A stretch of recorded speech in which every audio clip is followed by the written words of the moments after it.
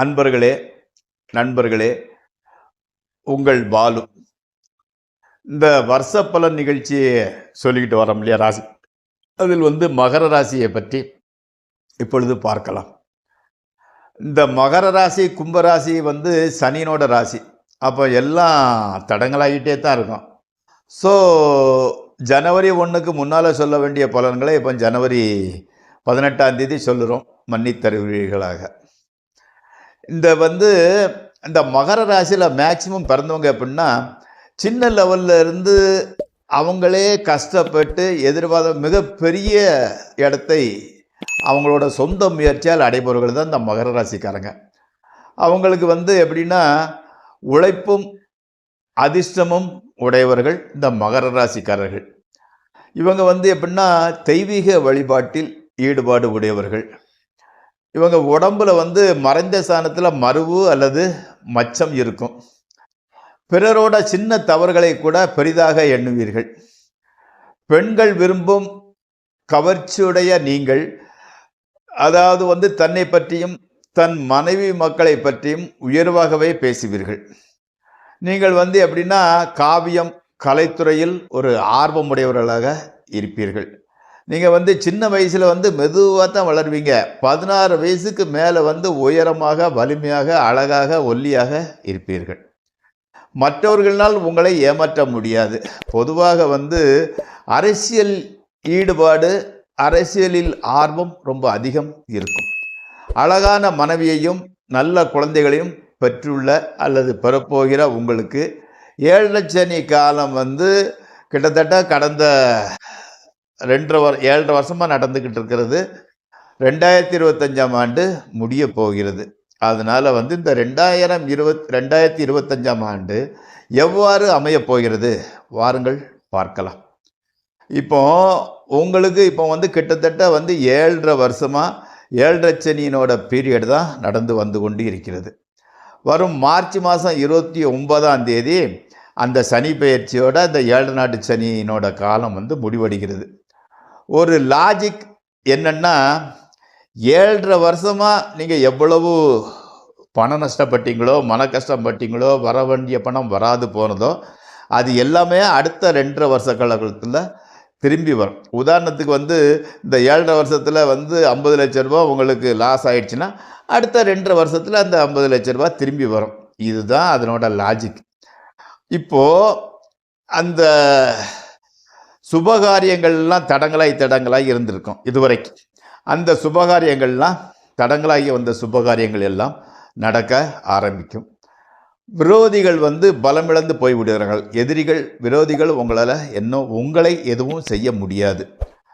அதுவரைக்கும் மனக்கசப்போடு இருந்து வந்த சுற்றத்தினர் மனக்கசப்பு நீங்கி உங்களுக்கு உதவி செய்யக்கூட முன் வருவார்கள். அப்போ ரிலேஷன்ஷிப்பு நல்லா இருக்கும், வீட்டில் சந்தோஷமான சூழ்நிலை இருக்கும், சுபகாரியங்கள் நடக்கும், பணவரவு நன்றாக இருக்கும். குடும்பத்தில் ஒரு புதிய ஜீவன் ஒன்று தோன்றும். எடுத்த காரியங்கள் எல்லாம் வெற்றியை அளிக்கும். இப்போது தொழிலில் ஓரளவு நல்ல முன்னேற்றமும் தெரியும்.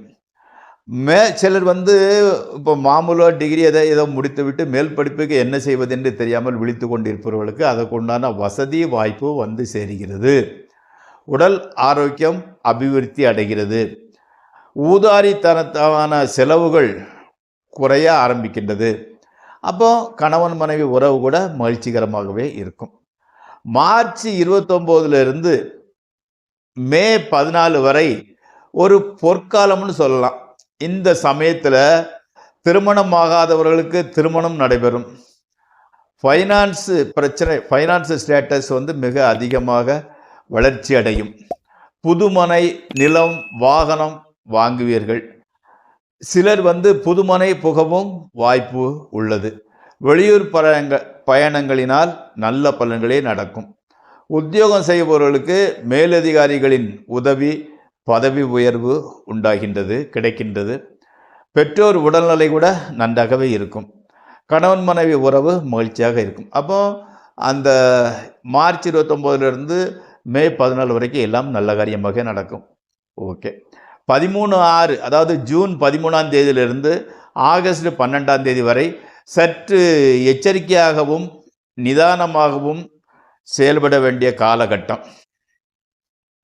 இந்த சமயத்தில் நான் அதை செய்கிறேன், இதை செய்கிறேன், காசு டைட்டாக நான் புரட்டி தரேன்னு இந்த மாதிரி வாக்குறுதி கொடுப்பது எதாக இருந்தால் கூட சற்று யோசித்து நிதானமாக முடிவுங்கள். வடக்குன்னு வாக்குறுதி கொடுக்க வேண்டாம். யாருக்காவது கடன் கொடுக்கறதா இருந்தாலும் உங்கள் மனைவி கைனாலேயோ இல்லை பிள்ளைங்க கைனாலேயோ கொடுக்க சொல்லுங்கள். உங்கள் கைனால் கொடுத்துன்னா திருப்பி வரப்போகிறது கிடையாது. பேக்கரி ஐட்டம்ஸு, அடுத்தால வந்து ஃப்ரிட்ஜில் வச்சுருக்கிற நான்வெஜ் ஐட்டத்தை சூடு பண்ணி சாப்பிட்றது, இதெல்லாம் மேக்சிமம் தவிர்த்து விடுங்கள். ஒரு சனிக்கிழமை வந்து ஆஞ்சநேயர் கோயிலுக்கு வடமாலை அணிவித்து வழிபடுங்கள். விதைப்பணவங்களுக்கு, விதவி பெண்கள், விடோ யாரை இருந்தால் அவங்களுக்கு துணி தானம் செய்வது நன்மை பயக்கும். அந்த சனியினோட தொந்தரவுகள் இருந்து விடுவிக்கும். 12/8 அதாவது ஆகஸ்ட் மாதம் 12ஆம் தேதிக்கு மேல் சிலருக்கு வெளிநாட்டு பயண வாய்ப்பு வந்து சேரும். லிக்கரு, ஹார்ட்வேரு, சிமெண்ட்டு, டொபாக்கோ போன்ற துறைகளில் புதிய தொழில் ஆரம்பிக்கும் வாய்ப்பு உருவாகிறது. ட்ரேடிங், ஸ்பெக்குலேஷன் ஆகியவற்றில் நல்ல லாபமே கிடைக்கின்றது. இந்த சமயத்தில் வந்து குரு 6ஆம் இடத்தில் இருக்கும். குரு 6ல் இருக்கும்போது தான் மாவலி சக்கரவர்த்தி நாட்டை பறி கொடுத்தாருன்னு சொல்லுவாங்க. ஆனால் அவர் வந்து அழியா புகழை பெற்றது 6ஆம் இடத்து குருவினால தான். இந்த சமயத்தில் உங்களுக்கு வந்து குரு வந்து 11ஆம் இடத்தையும் 2ஆம் இடத்தையும் பார்க்க பொருளாதார விஷயத்தில் மிகப்பெரிய முன்னேற்றம் உண்டாகலாம். குடும்பத்தில் வந்து மகிழ்ச்சி நிலவும். இருப்பினும் நேரம் கிடைக்கும் போதெல்லாம் வியாழக்கிழமை தட்சிணாமூர்த்தி கோயிலுக்கு சென்று நெய் தீபம் ஏற்றி வழிபட்டு வாருங்கள். டிசம்பர் மாதம் மட்டும் மனோதைரிய குறைவு உண்டாகும். சகோதரர்கள் மூலம் பண செலவு, வீணலைச்சல் ஏற்படக்கூடும். ஆரம்பகால ஆசிரியர் ஒருவருக்கு துணிமணி, ஸ்வீட் பாக்ஸ் சகிதம் சென்று பார்த்து அவரை வழிபட்டு அதை கொடுத்து அவரது ஆசீர்வாதத்தை வாங்கி வர, குருவனோட ஏதாவது நெகட்டிவ் இருந்தால் அது விலகும், நல்லதே நடக்கும். ஒரு திருப்பு முனையான ஆண்டாக இந்த 2025 உங்களுக்கு அமையப் போகிறது. அது நண்பர்களே, ஜாதகத்தில் உள்ள திசை புத்தி மூலம் சின்ன சின்ன ஏற்ற குறைச்சல் இருக்கலாம். அதனால் உங்களது ஜாதக பலனை இன்னும் விரிவாக அலசி ஆராய வேண்டுமென்றால், உங்களது எதிர்காலத்தை பற்றி புரிந்து கொள்ள விரும்பினால் 9740846466 என்ற நம்பருக்கு ஃபோன் செய்து அப்பாயின்மெண்ட்டை பெற்றுக்கொள்ளவும். உங்கள் பாலு.